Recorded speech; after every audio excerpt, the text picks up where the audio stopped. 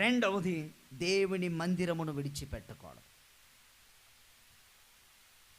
రెండవది దేవుని అనయ్య, రెండవది దేవుని మందిరాన్ని విడిచిపెట్టకూడదు. దేవుడు మనకి ఎన్ని రోజులు ఇచ్చారు చెప్పండి?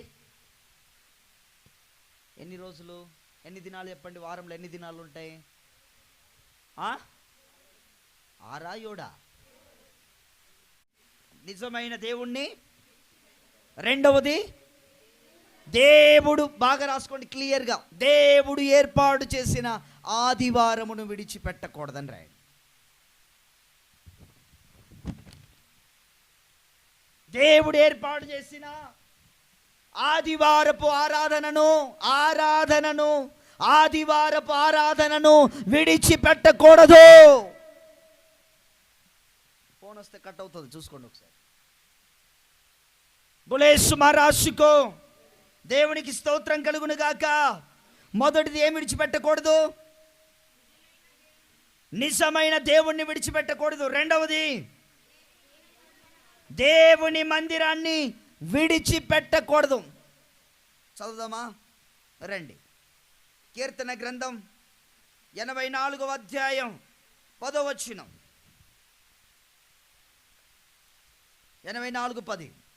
నీ ఆవరణములో, బాగా వినండి, నీ ఆవరణములో ఒక్క దినము గడుపుట 1000 దినముల కంటే శ్రేష్టము. గట్టిగా చప్పట్లు కొట్టండి. ఏముంది ఇక్కడ? నీ మందిరములో 1 దినము గడిపితే చాలు, 1000 దినాల కంటే శ్రేష్టం. ఆ 1 దినం అంత గొప్పదంట. నేను చెప్పిన మాట కాదు సుమా, దేవుడు చెప్పిన మాట. మనం ఏం చేస్తాం? ఆదివారమే, అయ్యా పలానా చోటుకు వచ్చానయ్యా, నేను ఇప్పుడే గిరాకు వచ్చిందయ్యా, ఈ పొద్దు 2000 అవుతుందేమో. విచిత్రం ఏమిటంటే అక్కడికి వెళ్ళి కావిలిగా వస్తుంటాం. రేపు ఊకనే పోతుంది కదరా దేవుని మందిరాన్ని వదిలేసి అంటారా లేదా? దేవుని వాక్యం ఏం సెలవిస్తుంది? నీ మందిరములో లేక నీ ఆవరణములో 1 దినము గడుపుట 1000 దినాల కంటే శ్రేష్టమంట. ఇప్పుడు చెప్పండి, ఇప్పటి నుంచి ఆదివారం చాలాసార్లు మీరు తప్పించారు. ఇంకా బట్టలు కొనుక్కొని రావాలనో, లేకపోతే సినిమాకి వెళ్ళాలనో, ఆ పనికి వెళ్ళాలనో, ఈ పనికి వెళ్ళాలనో తప్పించారు. ఇప్పటి నుంచి దేవుని వాక్యం సెలవిస్తున్న మాట మీకు ఇంతవరకు తెలియదేమో, ఇప్పుడు వింటున్నారు. దేవుని మందిరములో 1 దినము గడిపితే 1000 దినాల కంటే శ్రేష్టమంట. మరి దేవుని మందిరాన్ని వదులుకుంటారా? ఆ ఆశీర్వాదాన్ని వదులుకుంటారా? ఆ ప్రేమను వదులుకుంటారా? ఎందుకు ఆదివారం వస్తాం మనం? దేవుడు మనకు నేర్పిస్తాడు పాఠాలు, ఎలా ఉండాలో నేర్పిస్తాడు. లేకపోతే ఇంకోటి చెప్పాలంటే, మీకు ఇంకా బాగా మోటు పద్ధతిలో చెప్పాలంటే, ఆదివారం నీకు దాన్ని ఏమంటారు, టానిక్ లాంటిది. వారమంతా శక్తి కావాలా వద్దా? నీకు వారమంతా శక్తి కావాలా వద్దా? అప్పుడు 7వ రోజున ఏం చేయాలి మనం? దేవా, పోయిన వారం కాపాడినట్లు ఈ వారం కూడా నన్ను కాపాడి నాకు శక్తిని, బలాన్ని దయచేయండి ప్రభువా అని అడిగితే, ఆ వారమంతా దేవుని కాపుదల నీ మీద ఉంటుంది. ఆ కాపుదల కావాలంటే ఆదివారపు ఆరాధన ఎట్టి పరిస్థితిలో మిస్ కాకూడదు. ఎంతమంది చాలాసార్లు ఆదివారపు ఆరాధన తప్పించారని అనుకో, ఒక్కరికైనా కొంచెమైనా బుగులు వచ్చిందా మీకు? టక్ టక్ టక్ టక్ అని కొట్టుకుంది. సుల్ల చెప్పరాదు, అబద్ధాలు చెప్పరాదు. ఇక్కడ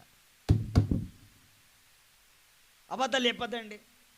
ఎప్పుడైనా గుండె లబ్డబ్ లబ్డబ్, అయ్యో ప్రార్థన కన్నా పోలేదు, ఒకనే తప్పించా, చక్ ఇతని మాటలేని వస్తే అని ఎవరికైనా అనిపించిందా? అది అనిపిస్తుంటే దేవుని ఆత్మ మీలో పనిచేస్తుంది అని. అంటే మీ ఆత్మ, మీరు విడిచిపెట్టిన మీలో ఉన్న ఆత్మ ఏమనిపిస్తుందంటే, నా దేవుని విడిచిపెట్టి వచ్చావు కదా, ఎన్నో మేలులు చేసి నా దేవుని ప్రేమను కాదని వచ్చావు కదా, అయ్యో అయ్యో అయ్యో.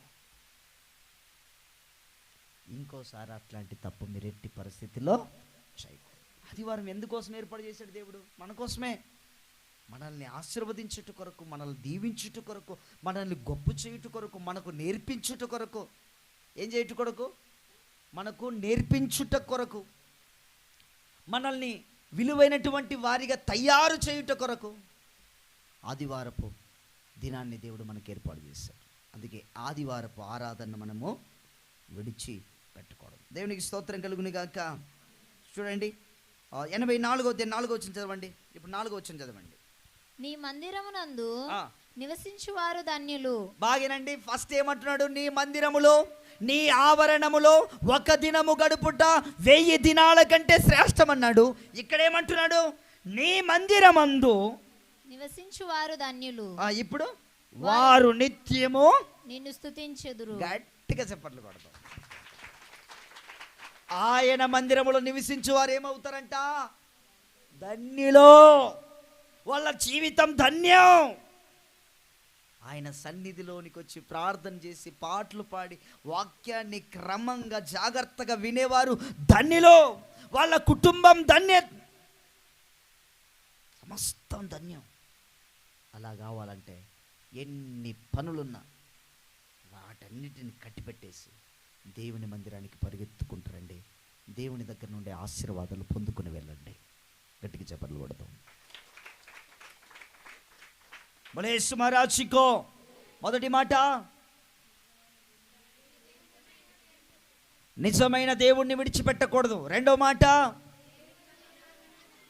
దేవుని మందిరాన్ని విడిచిపెట్టకూడదు. ఇప్పుడు మూడవది ఏంటంటే, దేవునిపై నీకుండిన మొదటి ప్రేమను విడిచిపెట్టకూడదు.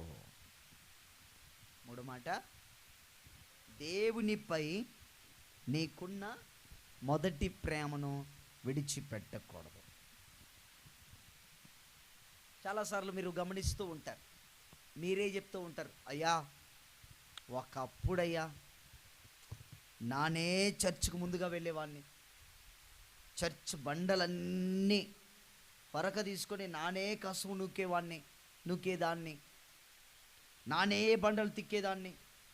ఇంకా ప్రజలు ఎవరు రాకపోయినా నేనే వెళ్ళి మైకు పెట్టి ప్రజల కోసం అనౌన్స్మెంట్ ఇచ్చి, ప్రియమైన సభలారా లేకపోతే ప్రియమైన సంఘస్థులారా మీరందరూ త్వరగా సిద్ధపడి రండి అని అనౌన్స్మెంట్ కూర్చొని మెట్ల మీద కూర్చొని పాటలు పెట్టి పాటలు వినుకుంటూ కూర్చునేవాడిని. ఏమోగానయ్యా పెళ్ళైనప్పటి నుంచి చర్చ్ కంటే పోబుద్ధి కావట్లేదయ్యా. చేతులు ఎత్తండి, నేనే అన్నవాళ్ళు. చర్చ్ కంటే పోబుద్ధి కావట్లేదయ్యా నాకు. ఒకప్పుడు నేను బాగా గంటల తరబడి ప్రార్థన చేసేవాడినయ్యా.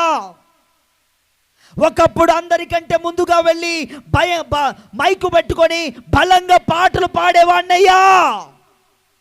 మా పాస్టర్ గారు బాగా నన్ను మెచ్చుకునేవారయ్యా. ఇప్పుడు లేదయ్యా. వాక్యం ఏం చెప్తుంది? నీకున్న మొదటి ప్రేమను విడిచిపెట్టవద్దు. మొదటి ప్రేమ ఎలా అయితే ఉపవాస ప్రార్థన చేశావో, మొదట్లో ఏ రీతిగా మోకరించి ప్రార్థన చేశావో, మొదట్లో అందరికంటే ముందుగా ఏ రీతిగా దేవుని సన్నిధిలోనికి వచ్చి దేవుణ్ణి వేడుకున్నావో, అదే రీతిగా ఇప్పుడు కూడా నీ ప్రార్థన జీవితాన్ని కొనసాగించు. దేవుడు నిన్ను గొప్ప చేయడానికి ఎప్పుడు సిద్ధమైన మనస్సు కలిగి ఉంటాడు. ప్రార్థన చేసేవాడిని, మొదటిగా పాటలు పాడేవాడిని, మొదటిగా మోకాళ్ళ జీవితం గంటలు ఉండేది. ఇప్పుడు నా జీవితంలో అది పోయింది. ఒక్క గంట కూర్చోవడానికి కూడా మోకాళ్ళు లాగుతున్నాయి, ఇగ్గుతున్నాయి, కూర్చోలేకపోతున్నాను అంటావా? అయితే దేవునికి ఇవ్వవలసిన సమయాన్ని అపవాది దొంగలించింది. దేవుని సన్నిధిలో వాడు లాగేసుకున్నాడు, వాని వలలో పెట్టుకున్నాడు వాడు. అపవాది ఏం చేశాడు చెప్పండి? ఇక్కడ చూడాలి మీరు. లాగేసుకున్నాడు, ప్రార్థన జీవితాన్ని లాగేసుకున్నాడు. గదుల్లో భార్యను పిల్లల్ని పక్క పెట్టి ఏడ్చే నువ్వు ఈరోజు ఏడవలేకపోతున్నావంటే దేవుని ప్రేమను వాడు దొంగిలించాడు. దేవుని ప్రేమను వాడు దొంగిలించాడు. దేవునికి దూరస్తునిగా చేశాడు నిన్ను. ఒకప్పుడు నా భార్య పిల్లల్ని పక్కబెట్టి నా గదుల్లో తలుపు వేసుకొని దేవా అని మోకరించి ప్రార్థన చేస్తే ఇంచుమించు 4-5 గంటలు నేను ప్రార్థన చేసి మోకరించి కూర్చునేవాడినయ్యా. ఇప్పుడు ఆ ప్రార్థన జీవితం నాలో లేదు. ప్రార్థనలోనికి వెళ్తే, గదిలోనికి వెళ్తే నాకు నిద్ర వస్తుంది, ప్రార్థన రావట్లేదు.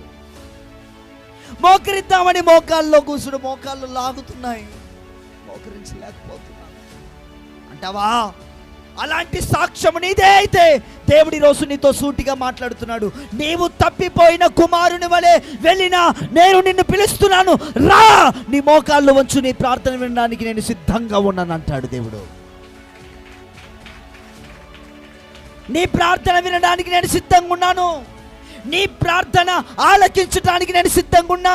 నీవు కన్నీళ్లు కార్చి ప్రార్థన చేస్తే నీ కన్నీళ్లు తొడవడానికి నేను సిద్ధంగా ఉన్నా, రా, మోకరించు. సమయాన్ని దొంగలించింది సాతాను. వానికి ఎందుకు నీకు సమయం ఇస్తున్నావు? అవకాశం ఎందుకు ఇస్తున్నావు వానికి అవకాశం ఇవ్వవద్దు. నీ ప్రార్థన జీవితాన్ని రెట్టింపుగా మార్చేసుకో. నువ్వెంత ప్రార్థన జీవితాన్ని ఎక్కువగా చేసుకుంటావో అంత దేవుడు నీకు సమీపంగా ఉంటాడు. ఎంత ప్రార్థన జీవితాన్ని పాడు చేసుకుంటావో అంత అపవాది క్రియలు నిన్ను ఏలుతూ ఉంటాయి. ఒక పాపం వెంబడి ఒక పాపం అలా ఒక్కొక్కటి లెక్క లేనన్ని పాపాలు నీకు తెలియకుండానే ఆ పాపాలు జరిగిపోతుంటాయి. ఈ ప్రార్థన జీవితం నీలో లేకపోతే మరి ఆ పాపములో పడిపోవాలని ఆశపడతావా? నా దేవుని కోసం బతకాలని ఆశపడతావా? ఆలోచించు. లేరా? ఒకప్పుడు నేను ఇట్లుండేదాన్ని, ఇప్పుడు ఇట్లున్నానన్న వాళ్ళు లేరా? దేవుడు ఈరోజు ఈ అంశాన్ని మీకు సూటిగా మాట్లాడుతున్నాడంటే ఇక్కడ చాలామంది ప్రార్థన జీవితం కోల్పోయిన వాళ్ళు ఉన్నారు. ఎవరు? వాళ్ళు చేతుల పైకెత్తండి. ఒకవేళ ఉంటే ప్రార్థన జీవితంలో పోరాడు, నిన్ను దేవుడు గొప్ప చేస్తాడు. పిలుస్తున్నాడు నిన్నన్న, రా, నాకు ఇవ్వు సమయం. నువ్వు నాకు సమయం ఇస్తే నేను నిన్ను గొప్ప చేయడానికి నీ దగ్గరికి వస్తాను. దేని గురించి నువ్వు చింత చేయొద్దు, నేను నీకు తోడుగా ఉంటాను. చదవండి బైబిల్. హల్లెలూయా, హల్లెలూయా. దేవునికి స్తోత్రం కలుగును గాక, దేవునికి మహిమ కలుగును గాక. ఆదికాండం 3వ అధ్యాయం 1-5 చదవబడినటువంటి లేఖన భాగంలో చూస్తున్నాం. ఆదాముని ఎంతో గొప్పవాడు, దేవుని పోలికలో పుట్టినవాడు, దేవుని స్వరూపములో పుట్టినవాడు, దేవుడే స్వయంగా ప్రేమించి పెట్టాడు, ఆ వ్యక్తిని సృష్టించాడు. దేవునితో మంచి సహవాసం ఉంది. ప్రతి చల్లని పూట దేవుడు ఆ వ్యక్తితో వచ్చి మాట్లాడేవాడని బైబిల్ చెప్తుంది. ఎప్పుడు? చెప్పండి అన్నా, ఎప్పుడన్నా? నరసింహన్నా, ఎప్పుడో? ప్రతి చల్లని వేళ భూమిని ఆకాశం కలుగజేసిన దేవుడట వచ్చి మాట్లాడేవాడట. అదాము, నా కుమారుడా ఎలా ఉన్నావు అని మాట్లాడి, అంత గుసగుసలు మాట్లాడి, చాలా చక్కగా ఒక ఫ్రెండ్షిప్ ఎలా ఉండేవాళ్ళు అలా జాగ్రత్తగా మాట్లాడి వెళ్ళిపోయేవారు. అలాంటిది కోల్పోయాడు. ఎందుకు కోల్పోయాడు చెప్పండి? దేవుణ్ణి విడిచిపెట్టి వేరొకరిని ఆశ్రయించాడు. దేవుని మాట కాదని వేరొకరి మాట విన్నాడు. ఈ వ్యక్తి వినవలసిన మాట ఎవరి మాట? దేవుని మాట. దేవుని మాట వినాలి. దేవుని మాట వినవలసినటువంటి ఈయన ఒకరోజు అపవాది మాట విన్నాడు. ఏమైపోయింది? జీవితం తారుమారైపోయింది. దేవుని మాట మాత్రమే వినవలసినటువంటి ఈయన ఒకరోజు అపవాది మాట విన్నాడు. దేవునికి దూరస్తుడయ్యాడు. దేవుని దగ్గర నుండి, దేవుని మందిరం నుండి వెలివేయబడ్డాడు. మళ్ళీ చెప్తున్నా, దేవుని సన్నిధిలో దూరమైపోతే, దేవుని నుండి నువ్వు దూరమైపోతే అపవాదికి దగ్గర అవుతావు. జాగ్రత్త. అందుకే ప్రార్థన జీవితం ఎప్పుడు ఓడిపోవద్దు. వ్యక్తిగత నీ ప్రార్థన జీవితం ఏం చేయకూడదు? ఓడిపోవద్దు. మొదట నీకుండిన ప్రేమను ఏం చేసుకోవాలి? గట్టిగా పట్టుకో. ప్రకటన గ్రంథం చదువు ఒకసారి. ప్రకటన గ్రంథం 2వ అధ్యాయం 4వ వచనం. ప్రకటన 2:4 త్వరగా చదువుదాం. అయినను మొదట నీకుండిన ప్రేమను నీవు వదిలితివని నేను నీ మీద తప్పు ఒకటిను మోపవలసి ఉన్నది. నీవు ఏ స్థితిలో నుండి పడితివో, నీవు ఎక్కడి నుండి పడ్డావో అది జ్ఞాపకము చేసుకొని మారు మనసు పొంది ఆ మొదటి క్రియలను చెయ్యుము. అట్లు చేసిన నీవు మారు మనసు పొందితేనే సరి. లేని ఎడల నేను నీ యొద్దకు వచ్చి నీ దీపస్తంభమును దాని చోట నుండి తీసివేతును. దీపస్తంభమును దాని చోట నుండి తీసివేస్తా. నువ్వు మారు మనసు పొందితే సరి. లాస్ట్ అవకాశం మీ అందరికీ. దేవుడు అంటున్నాడు, నీవు మొదట ప్రేమను విడిచితివి. ఇదొక్కటే తప్పుంది. ఒకవేళ నీవు ఆ తప్పు తెలుసుకొని ప్రభువా నన్ను క్షమించు, మన్నించని మరలా నువ్వు మారు మనసు పొంది ప్రార్థన జీవితం కలిగి ఉంటే మరలా నీ ఎద్దుకు వస్తా. ఒకవేళ నువ్వు అలా చేయలేదో నీకున్న ఆ దీపాన్ని తీసి వేస్తా. మారు మనసు పొందండి అన్నాడు. ప్రార్థన జీవితంలో ఓడిపోతే ఇప్పుడు ఏం చేయాలి? మారు మనసు పొంది ఏం చేయాలి? దేవా మన్నించు, నేను అలా ఉండను, అలా ఉండకూడదు, ఉన్నా. అయితే నీ కృపను బట్టి నన్ను క్షమించు, నాకు మరలా ప్రార్థన జీవితాన్ని దయచేయి, ప్రార్థన జీవితాన్ని మరలా నాకు ఇవ్వు అని నువ్వు ఎప్పుడైతే ప్రార్థన చేస్తావో మరలా మొదట ఉన్న ఆత్మ కంటే రెండంతల ఆత్మ దేవుడు నీకు అనుగ్రహిస్తాడు. ఎంతమంది అలా చేయడానికి ఇష్టపడతారు? చేతుల పైకెత్తండి. మొదట ప్రేమను నేను వదిలి తిని ఇప్పుడు మరలా ఆ యొక్క ప్రార్థన జీవితాన్ని పెంచుకుంటున్నాను వాళ్ళు చేతుల పైకెత్తండి. ఓకే, నిన్ను దేవుడు గొప్ప చేయకపోతే అప్పుడు మళ్ళీ చెప్తున్నా, నీవు ప్రార్థనతో ఎంత దేవునికి దగ్గర అవుతావో దేవుడు నీకు అంత దగ్గర అవుతాడు. దేవుని ఆశీర్వాదాలకు అంత దగ్గర అవుతావు. దేవుని కృప అంత తోడుగా ఉంటుంది, దగ్గరగా. కనెక్షన్ ఉంటేనే కదా లైట్ వెలిగేది, కనెక్షన్ ఉంటేనే కదా మైకు ఈరోజు వచ్చేది. కరెంటే లేకపోతే వస్తుందా? దేవునితోనే సంబంధమే లేనప్పుడు దేవా ఇవ్వండి నైనా అంటే ఏమంటాడు? వింటాడు. కానీ ఆయన నీకు ఇవ్వాలని ఆశపడి నీ వద్దకు వచ్చినా అక్కడ కరవలేదే, మధ్యలో కట్ అయిందే. అవతల వారు యువతల ఉంటాం, మధ్యలో ఏమైపోయింది? రాలేకపోవడానికి కనెక్షన్ లేదు, కట్ అయిపోయింది వైరు. దాన్ని మరలా రిపేర్ చేసుకో, తప్పు తెలుసుకో. ఖచ్చితంగా దేవుడు నీ ప్రార్థన జీవితాన్ని మరలా రెట్టింపు చేస్తాడు. మూడవదేంటి? దేవునిపై నీకున్న మొదటి ప్రేమను విడిచి పెట్టకుమో. మొదట ఎట్లయితే ప్రార్థన చేసేవాడివో, మొదట ఎట్లయితే కన్నీళ్లు గార్చేవాడివో, మొదట ఎట్లయితే ఉపవాసాలు ఉండేవాడివో, మొదట ఎట్లయితే అందరినీ బాగా చూసుకునేవాడివో, ఏ పెద్ద మాట మాట్లాడకుండా కూడా ఎంత జాగ్రత్తగా మొదటగా ఉండేవాడివో ఇప్పుడు కూడా అట్లే ఉండు. దేవుని కృప నీ మీద ఎప్పుడు నిత్యము తోడుగా ఉంటుంది. నిత్యం, కొంచెం కాదు, ఫుల్. కావాలా వద్దా అలాంటి ప్రేమ? చెప్పండి. కావాలి. ఏ అంశం చెప్పాను ఈరోజు?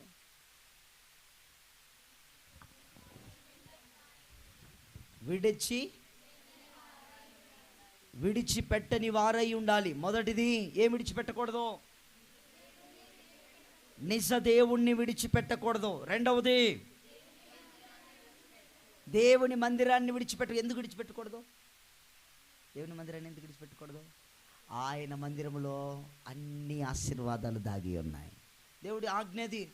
మందిరాన్ని ఆదివారపు ఆరాధన పరిశుద్ధంగా ఆచరించండి విశ్రాంతి దినాన్నని దేవుడు ఆచరించి చెప్పాడు కాబట్టి, ఆయన సెలవిచ్చాడు కాబట్టి, ఆ విశ్రాంతి దినం పరిశుద్ధమైనది కాబట్టి అందుకే ఆదివారపు ఆరాధనను మనం విడిచి పెట్టకూడదు. 3, దేవునిపై నీకున్న మొదటి ప్రేమను మనం ఏం చేయకూడదు? మొదట ఏం చేస్తుంటాం, మనం బాగా ఉంటాం కదా. నిజం చెప్పండి, అవునయ్యో అట్లే ఉంటున్నాను అప్పుడన్న వాళ్ళు చేతుల పైకి ఎత్తండి. ఇప్పుడు తగ్గిందన్న వాళ్ళు నిజం చెప్పండి, అప్పుడు అట్లే ఉంటాం మనం. ఎవరు వచ్చి మాట్లాడిన తలుపు వేసుకున్నటువంటి నువ్వు బయటకు కూడా రాకుంటావు. పక్క వాళ్ళే చెప్తుంటారు ఏమని, మా ఈ అమ్మ ఎక్కడ పోయింది, లేకపోతే ఈయన ఎక్కడ పోయినాడంటే టైం చూసుకొని, అన్న ఆ అమ్మ బయటికి రావాలంటే ఇంకా 1.5 గంట పట్టుకుంటుంది. ఎందుకు, ఆమె ఇప్పుడు ప్రార్థనలో ఉంటుంది. ఇది మొదటిది నీది. ఇప్పుడు అది పోయింది. ఇప్పుడు వాళ్ళు అంటారు, వాళ్ళ నోటి నుంచి వార్త చెప్పిన వాళ్ళు ఇప్పుడు ఏమంటారు తెలుసా, ఏడో తిరుగుతుంటా చూడి, ఎంత మంచి పేరును పోగొట్టుకున్నావు బిడ్డ, ఎంత మంచి అవకాశాన్ని పోగొట్టుకున్నావు నువ్వు. వాళ్ళ నోటి నుంచి పలానా ఆమె ఇప్పుడు ప్రార్థనలో ఉంటుంది, ఇప్పుడు దొరకదు, 3 గంటల తర్వాత రండి అంటే వాళ్ళు నీ కోసం కావులు కాసేవాళ్ళు. ఇప్పుడు ఆ నోటితో చెప్పిన వాళ్ళే ఆడుందేమో అని నీ పైన అనేక రకాలుగా చాడీలు చెప్పే పరిస్థితికి వచ్చారంటే దేవునికి దూరం అయ్యాం, దయ్యానికి దగ్గర అయ్యావు. జాగ్రత్త సుమా, పాపానికి దగ్గర అయ్యాం. అందుకే పాపిష్టి మనుషులు కూడా నీ మీద నిందలేసే పరిస్థితికి నీ అంతట నువ్వే తెచ్చుకున్నావు. దేవుడు ఎప్పుడు పాపానికి అప్పగించడు, మనంతట మనమే అప్పగించినప్పుడు ఆ పాపం మనల్ని వెళ్తుంది. మళ్ళీ చెప్తున్నా, పాపములు పడిన నువ్వు మరలా నీ పాపపు ఆ చేష్టల్ని విడిచిపెట్టి, ప్రభా నన్ను క్షమించు, నన్ను మన్నించు, తప్పైంది ప్రభా అని ఒప్పుకుంటే దేవుడు మరలా నీకు పూర్ణ జీవితాన్ని ఇవ్వడానికి, మరలా కొత్త జీవితానికి ఇవ్వడానికి మళ్ళీ ఇష్టపడతాడు. మరలా నేను తీసుకుంటాడు దేవుడు. అందుకే ఆ గొప్ప జీవితం నీకు కావాలని మనస్ఫూర్తిగా ఆశపడుతుంది.